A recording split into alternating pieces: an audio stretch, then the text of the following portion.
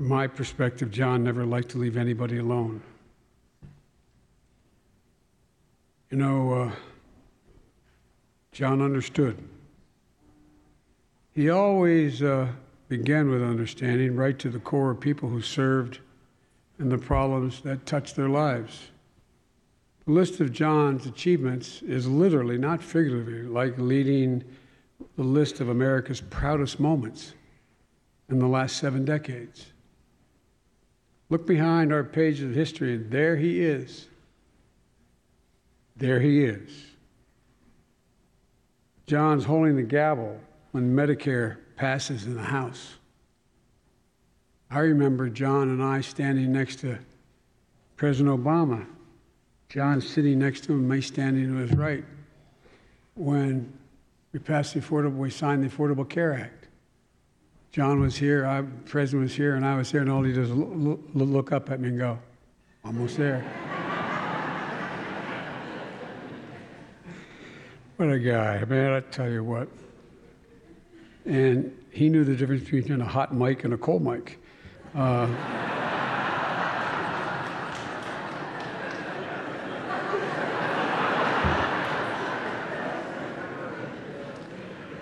There's John in 1964, pushing members of the Rules Committee to advance the Civil Rights Act on the House floor.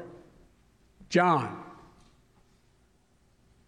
Around the same time, a friend of all of ours and a man who's going to speak next week or later in the week, was supposed to be here today, couldn't get here.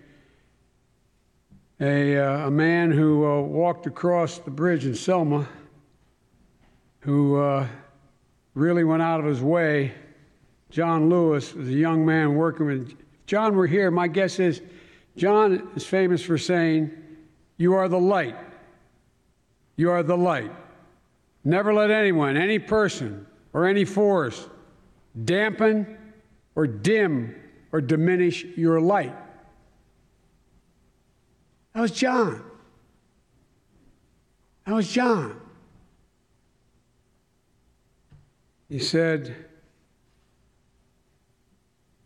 choose confrontation hesitantly.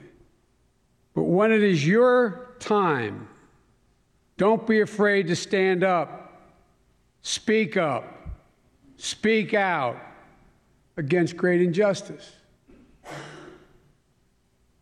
It's John. And damn, when he spoke out. Now, you all knew John never had a temper. John would never lose it or never lecture us. But my Lord, when he did. There he is in 1965, fighting to hammer and tong to pass Medicare. And then every single step of the way, he's done what all great pieces of legislation have done, improved it, expanded, and extended it. But you think, well, that's John worked on just health care. Well, our first water quality standards, it's because of John. Because of John. He authored them. And then there's writing the Endangered Species Act in 1973. I think my Republican friends thought they were the only endangered species when John was moving. That's a joke. That's a joke. You know, my dad used to say about the Irish Catholics. He said, be careful, Joey. When they make a little money and move to the suburbs, they think they're a damn Republican. You know, I worry. But anyway, that's it. Okay.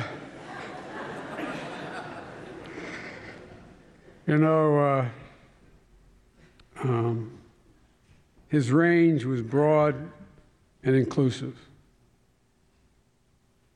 And there's John just 18 months ago, after a group of white supremacists and neo-Nazis literally climbing out of darkened fields carrying torches, chanting the same exact, most people don't know it, the same exact anti-Semitic bile that was chanted in the streets of Nuremberg and Berlin and throughout Germany in the 30s. neo-Nazis, white supremacists, their crazed faces illuminated by torchlight. As a kid, come out of the civil rights movement, I never thought I'd see that again in a historic American city. I spent a lot of time trying to figure out how to respond to it and wrote an article in Atlantic Magazine, but John summed it up in one sentence. Here's what he said. He said, "I signed up to fight the Nazis 73 years ago, and I'll do it again if I have to." Isn't that John? Folks,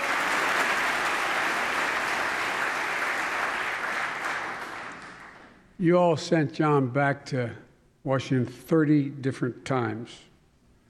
That's never happened before. You did it, I believe, without knowing for sure, because you knew, he knew who you were and what you needed. John was probably who my mother was talking about without ever met him. My mom used to have an expression. She says the Irish of it. She says, never bow, never bend, never kneel, never yield. She pounded it into all our kids' heads. Never, never bow, never bend, never yield. John never did when he thought he was right. John never, ever did. He's a man who knew where he came from, and he knew that public service wasn't a title you wear, but a shift that you work, like everybody else. His constituents, I think, loved him for it. They knew and respected him.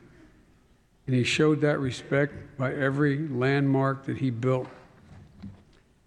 When I think of John, I can't help but think about what a former Attorney General, former Secretary of War, Edwin Stanton, said of Abraham Lincoln in the moments after Lincoln died. Quote, "Now he belongs to the ages." Now he belongs to the ages. How many people have served this country? Can that be said at and people nod their heads and not go, "What are you talking about?" He belongs to the ages.